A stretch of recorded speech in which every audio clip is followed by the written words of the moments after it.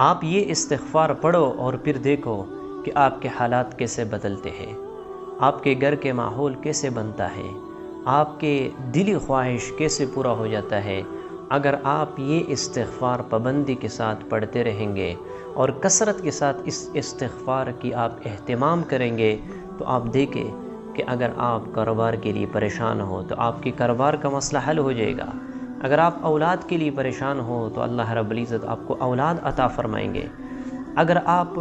کے دل کے اندر کوئی اور خواہش ہے اور آپ چاہتے ہو کہ اللہ رب العزت آپ کی یہ خواہش پورا فرما دے تو آپ اس استغفار کی پابندی کریں، اللہ رب العزت آپ کے ایسے مدد اور نصرت فرمائیں گے کہ آپ حیران ہو جائیں گے۔ استغفار کی بہت برکات ہے، استغفار کے بہت فوائد ہیں، اس لیے حضرت نوح علیہ السلام نے اپنے قوم کو خطاب دیا اور فرمایا فَقُلْتُ اسْتَغْفِرُوا رَبَّكُمْ إِنَّهُ كَانَ غَفَّارًا کہ تم اللہ کی استغفار کرو، اللہ سے معافی مانگو، وہ تمہارے گناہوں کو بخش دیں گے۔ اور صرف یہ نہیں وَيُمْدِدُكُمْ بِأَمْوَالٍ وَبَنِينَ تمہیں مال بھی دیں گے، تمہیں اولاد بھی دیں گے، تمہارے لیے نہریں بھی جاری فرما دیں گے۔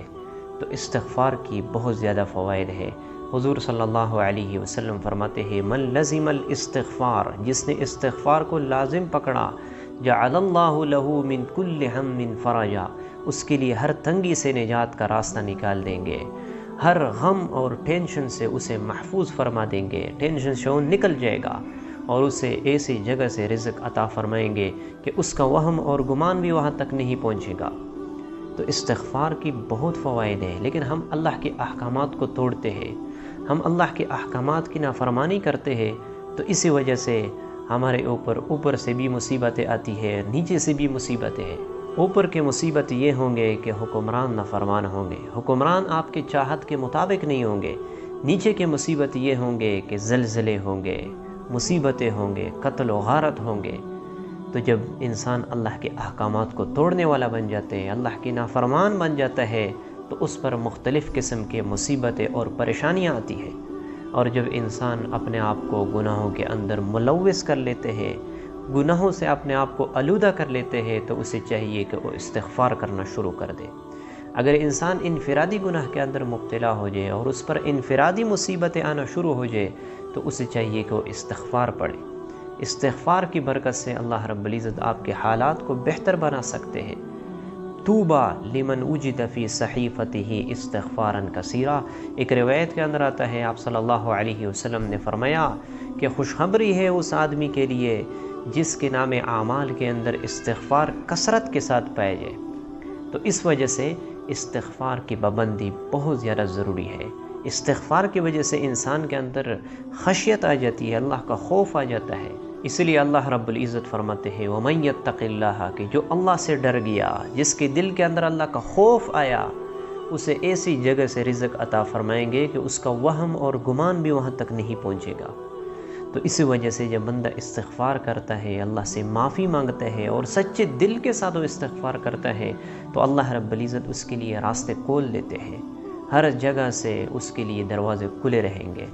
اسی وجہ سے جو حالات اور پریشانیاں ہمارے اوپر آ چکی ہے یہ ہمارے گناہوں کی وجہ سے ہے۔ من یعمل سوءا یجزا بہ جو برائی کرے گا، جو گناہ کرے گا، اللہ کے حکم کو توڑے گا، اس کو اس کا بدلہ ضرور دیا جائے گا۔ تو جو بھی اللہ کی نافرمانی کرے گا وہ اس کا بدلہ ضرور پائے گا۔ تو اس وجہ سے استغفار کی کثرت یہ بہت زیادہ ضروری ہے، اور استغفار اس طرح کرنا چاہیے کہ سچے دل کے ساتھ آپ استغفار اسی طرح کریں کہ اللہ جو پچھلے ماضی کے اندر مجھ سے گناہ ہو چکے ہیں، میں نے آپ کی جو نافرمانی کی ہے، یا اللہ میں اس پر توبہ کرنے والا ہوں اور آئندہ میں یہ گناہ نہیں کروں گا۔ آپ کے دل کے اندر ایک ندامت ہو، سچائی ہو،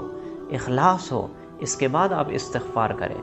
تو جو تسبیح بھی آپ منہ سے نکالیں گے انشاءاللہ اللہ رب العزت آپ کے دل کے مطابق جو آپ کی چاہت ہے، جو آپ کی خواہش ہے، اسی طرح فیصلہ فرمائیں گے، کیونکہ اللہ رب العزت نے خود فرمایا ہے کہ اگر آپ چاہتے ہو کہ آپ کے گناہ بخش دیے جائے آپ استغفار کریں، اگر آپ چاہتے ہو کہ آپ کو اولاد دیے جائے تو آپ استغفار کریں، اگر آپ چاہتے ہو کہ آپ کو مال مل جائے آپ استغفار کریں۔ تو استغفار کے بہت برکات ہیں، اس میں کوئی شک نہیں ہے۔ استغفار کی وجہ سے آپ سارے حالات کو بدل سکتے ہیں۔ اس لیے جب تک حضور صلی اللہ علیہ وسلم موجود تھے اللہ رب العزت اس قوم پر عذاب مسلط نہیں فرماتے تھے، اور جب تک یہ قوم استغفار کرتے رہیں گے اللہ رب العزت ان پر عذاب مسلط نہیں فرمائیں گے۔ اور یہ جو بعض لوگ یہ شکوہ کرتے ہیں کہ ہم تو استغفار بھی کرتے ہیں، ہم تو اللہ سے معافی بھی مانگتے ہیں، لیکن ہمارے حالات نہیں بدلتے، تو یاد رکھنا اللہ رب العزت آپ کے حالات بدلیں گے، آپ کے حالات بہتر ہوں گے، لیکن آپ استغفار صحیح طریقے سے کریں۔ استغفار آپ نے صحیح طریقے سے کیسے کرنا ہے؟ آپ استغفار کی صحیح تلفظ ادا کریں، یعنی استغفر اللہ ربی من کل ذنب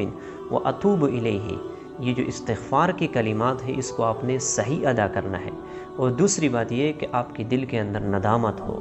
آپ اس گناہ کو نہ کرنے والے ہو، آپ کے دل کے اندر عزم ہو کہ میں یہ گناہ چھوڑنے والا ہوں، اور آپ سچے بھی ہو اس بات کے اندر،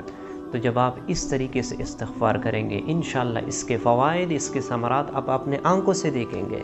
اس کا فائدہ آپ کو ضرور پہنچے گا، اس کی بینیفٹ، اس کے ثمرات آپ خود دیکھیں گے۔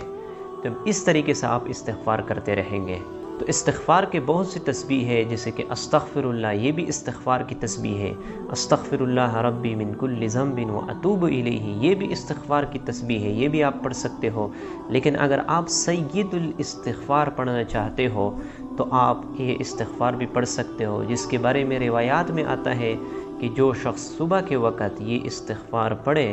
تو اگر وہ اسی دن فوت ہو جائے تو اسے شہادت کی موت نصیب ہوگی، اور اگر شام کے وقت یہ استغفار پڑھے اور وہ شام کے وقت فوت ہو جائے تو وہ شہید فوت ہوگا۔ تو آپ کو اسکرین پر یہ استغفار نظر آ رہا ہوگا، اس کو آپ پابندی کے ساتھ پڑھتے رہے، انشاءاللہ آپ دیکھیں گے کہ آپ کے حالات بہتر ہوں گے اور آپ استغفار کے فوائد ضرور دیکھیں گے۔ تو مجھے امید ہے کہ آپ لوگوں کو استغفار کے جو چند فوائد اور فضائل میں نے آپ لوگوں کو سنا دیے پسند آ چکے ہوں گے۔ ملتے ہیں انشاءاللہ نیکسٹ ویڈیو میں، تب تک کے لیے اجازت چاہتا ہوں۔ السلام علیکم۔